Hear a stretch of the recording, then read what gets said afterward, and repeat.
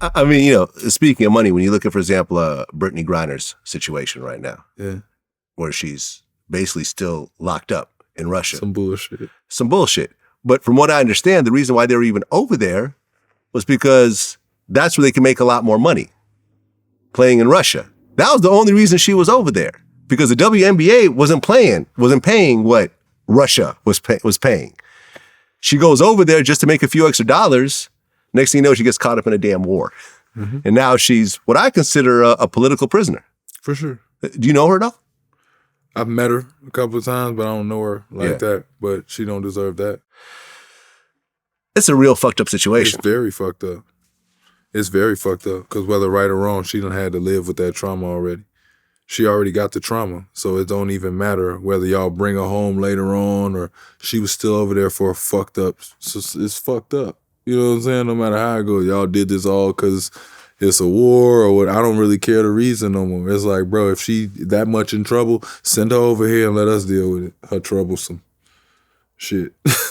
They know we ain't gonna do it, but still, it's just like send her to the crib. You know what I mean? Like, it sucks. It really does. Like, I hate, as an athlete, how easy it is to make an example out of you. I really hate that.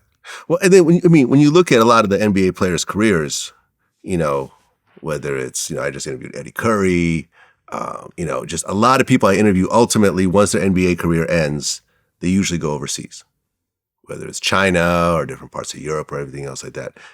It doesn't seem like you've ever really considered that, or have you? At some point I did.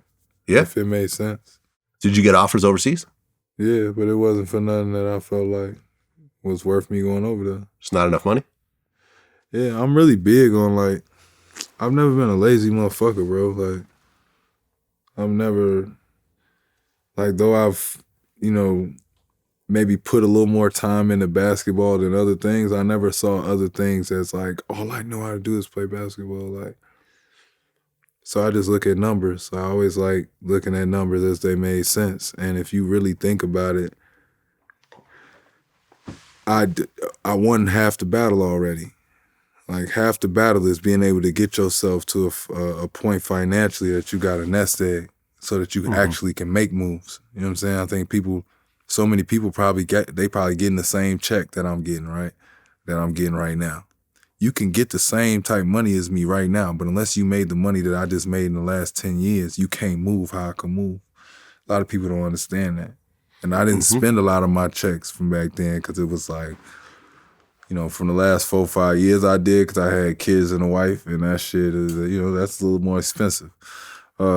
But before that, it was like, bro, I didn't spend no money on shit. I didn't want shit. Didn't even like jewelry that much. You know what I'm saying? Didn't like cars. I had like one car. You know what I'm saying? Living in a brownstone in New York, didn't own that shit. Like, I was just chilling, just saving money. So it's like, when the league didn't have nothing for me, I was just like, all right, cool. So I'll take these other jobs and do this. But I'm just not as flamboyant with my money, I guess. Like, to just be spending it on random stuff, I don't really do that. Any money that I got put up is most likely in like real estate and shit. Yeah, I mean, like I said, I interviewed Eddie Curry. He made $56 million in his career and ended up $2 million in debt. And it was just like divorces, child support, his money manager stealing from him. Like his... Because you got to think, when you got all that chaos, it's easy to say. Right.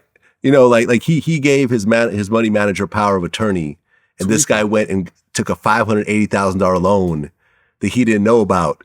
And by the time he figured it out, it was $4 million. And then he had to go and get a loan from his future income in order to pay that back, which is, interest on top of interest. This was an 18-year-old kid who went from high school to the NBA with a $15 million contract without family members who knew what to do with money.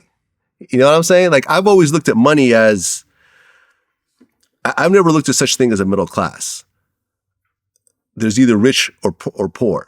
Now, if you have money that you invest with, you will eventually get rich.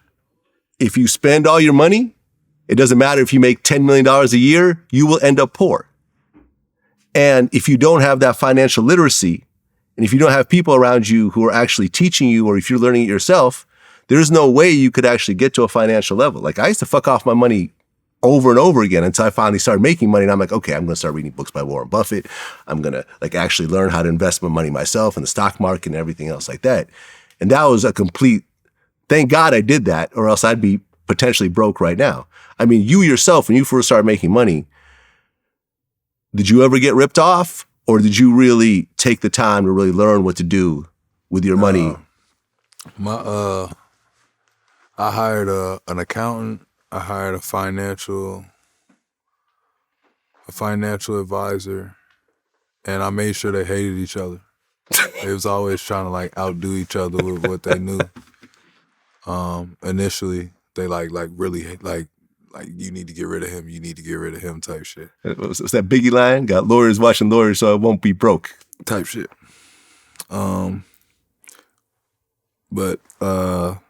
Yeah, I always would like do like little dickhead. Like early on I did it. Like now I actually check the account, like look at it. But I used to be nervous of checking my account. I never really wanted to know how much money I had because of the shock factor of it. You know what I'm saying? Like when you go from being a broke kid and never knowing the conversation that happens when you're not around. You know what I'm saying? Like I became a part of every conversation that I had never heard. I had never heard people's biggest secrets and they fucking gambling problems and fucking people putting stuff against their crib behind their wife back. And like you start hearing like everything from not just your parents, like friends, and like you'll just hear all the stuff,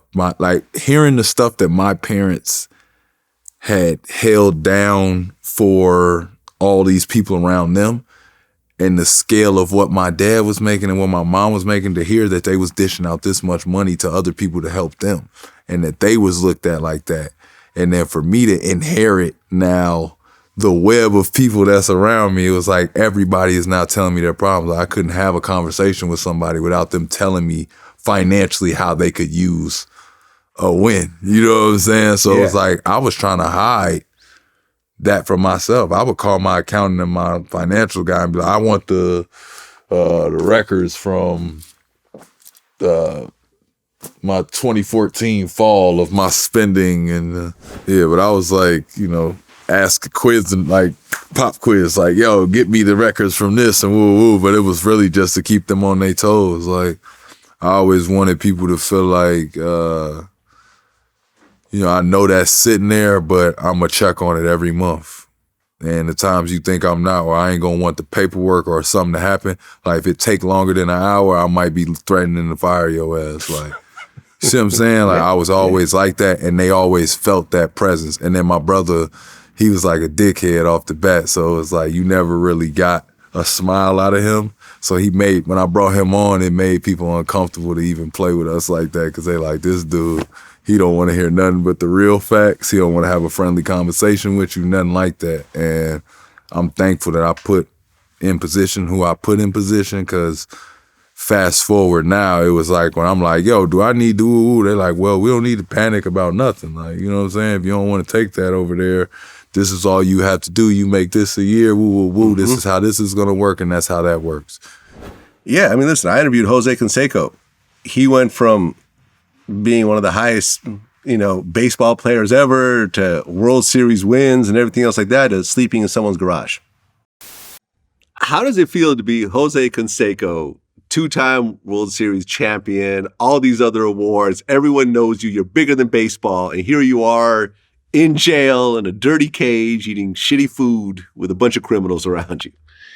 Well, people don't know this, but after that time, I had a really bad time. I actually had $20 in my pocket and lived in a garage for about 6 months. So I don't think people know that part of it either. I went through some really hard times. When I wrote the book Juiced, I made millions, invested that money in a property and lost that. But after that, there was a period of time where no one would talk to me at all. No one would deal with me. No one would hire me. And financially, I was strapped. So I ended up living for about 6 months in a garage. That's tough. Yeah. Whenever I feel full of myself, I watch 30 for 30 broke to just remind myself what could happen. What do you mean? You know 30 for 30 on ESPN? They have an episode called Broke. Yeah. And it just shows all the players that fucked off their What money. do you mean? Like if you get beside yourself? Well, when I'm just feeling like I'm paid and I got all this money and I could spend whatever I want, like let me just remind myself, because I've gone broke before.